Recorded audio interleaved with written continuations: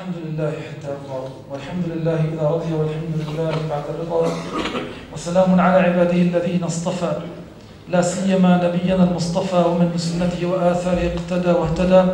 أما بعد، فيا أيها الإخوة الأحباب، ها نحن بعد 3 أيام نبدأ 10 أيام هي أفضل أيام السنة على الإطلاق، كما قال الحبيب صلى الله عليه وسلم كما في الصحيح: ما من أيام العمل الصالح فيهن أحب إلى الله من هذه الأيام.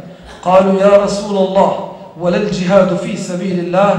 قال: ولا الجهاد في سبيل الله إلا رجل خرج بماله وفرسه فلم يرجع من ذلك في شيء. إنها أيام العشر الأول من ذي الحجة.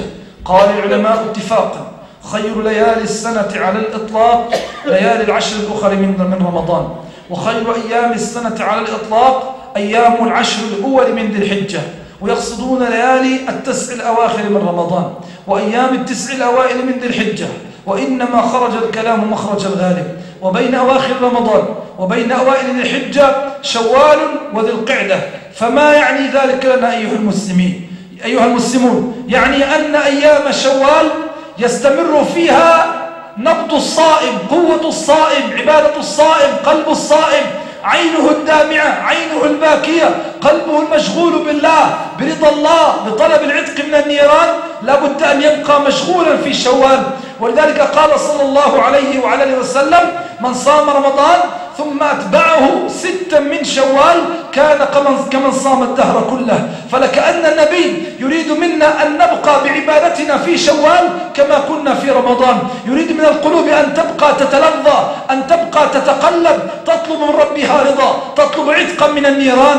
فإن لله في كل ليلة من ليالي رمضان 1000 عتيق من النار. ثم يأتي شوال فيصوم الناس في شوال، ثم يأتي ذي القعدة فيظن الناس أنها أيام راحة. ولذلك فإن القرآن بين أن شهر ذي القعدة هو أول أيام الأشهر المحرمة السردية، وهي ذي القعدة وذي الحجة والمحرم، ثم رجب بعد ذلك، فتبدأ أول أشهر الله الحرام.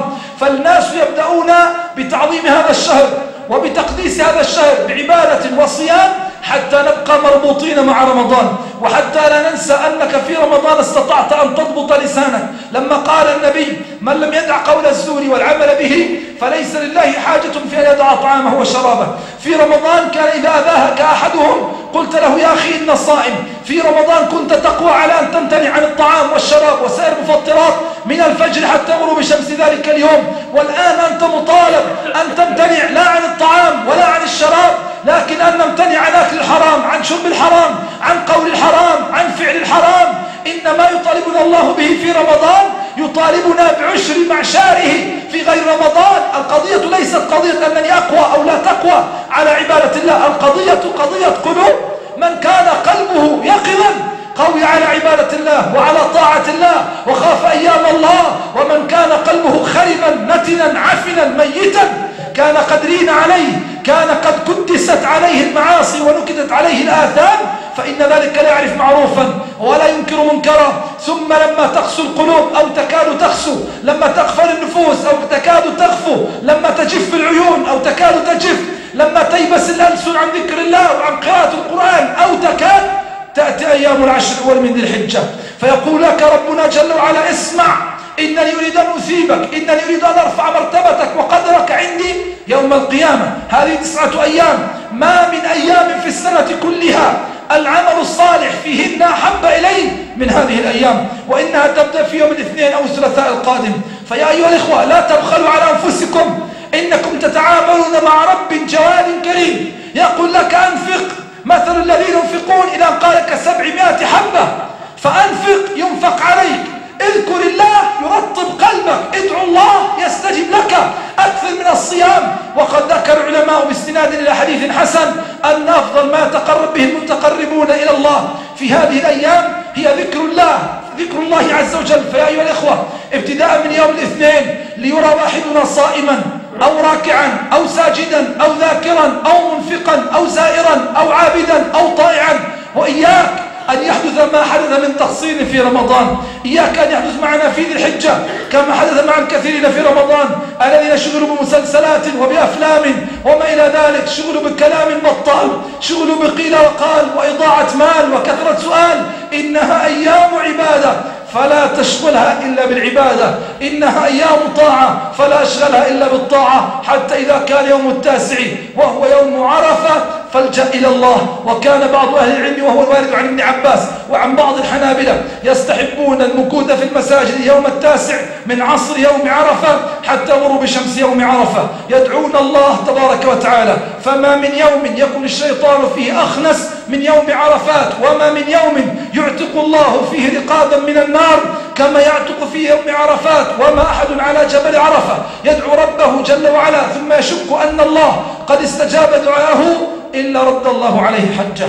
فإنها أيام دونكم، أيام مغفرة، أيام توبة، فأنيبوا إلى ربكم يا إخوتي في الله. والله العظيم ما نتكلم كي تتشنف الآذان، ولا نتكلم كي يقال تكلم، ولا نتكلم كي نسمع القصص فننساها، وإنما نتكلم لتتعظ القلوب. كل منا الآن يضع نية في قلبه. الآن وأنا معكم سأضع نية جديدة في قلبي. ماذا أفعل؟ شيء جديد فوق ما أفعل في العادة، فوق ما تعودت أن أقوم به في السنوات التي قد مضت من ذي الحجة.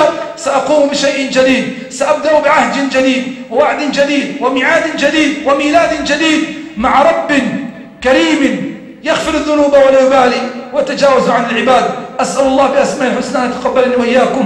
اللهم يا الله يا الله يا الله، يا أول الأولين ويا آخر الآخرين، ويا ضياء السالكين، ويا رجاء الخائفين، ويا أمل المستضعفين، ويا نور المستوحشين، ويا هادي الحيارى والتائهين، يا أكرم الأكرمين، يا من لا إله إلا أنت، يا بديع السماوات والأرض، يا ذا الجلال والإكرام، يا حنان يا منان، يا من يصعد إليه عمل الليل قبل النهار وعمل النهار قبل الليل، يا من لا تدرك الأبصار وهو يدرك الأبصار، يا من ليس كمثله شيء وهو السميع البصير، يا من لا تمد الأكف إلا إليه يا الله، ولا ترفع الأيادي إلا إليه يا الله، ولا يكون الرجاء إلا به يا الله، ولا التوكل إلا عليه، ولا الاعتماد إلا إليه، ولا الإنابة إلا إليه. اللهم إليك نشكو ضعفنا وقلة حيلتنا وهواننا على الناس.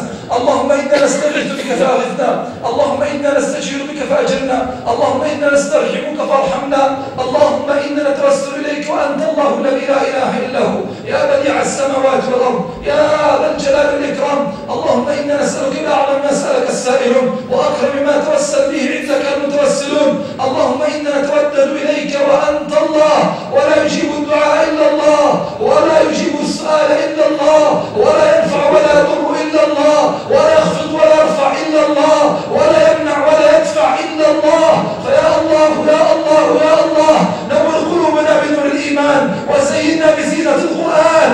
اللهم نور قلوبنا واشرح صدورنا واغسل حوبتنا واقبل توبتنا وارفع ذكرنا ودلنا بك عليك وارشدنا إليك ووصلنا إليك. اللهم إنه لا منجا ولا منجا منك إلا إليك. آمنا بكتابك الذي أنزل ونبيك الذي أرسل.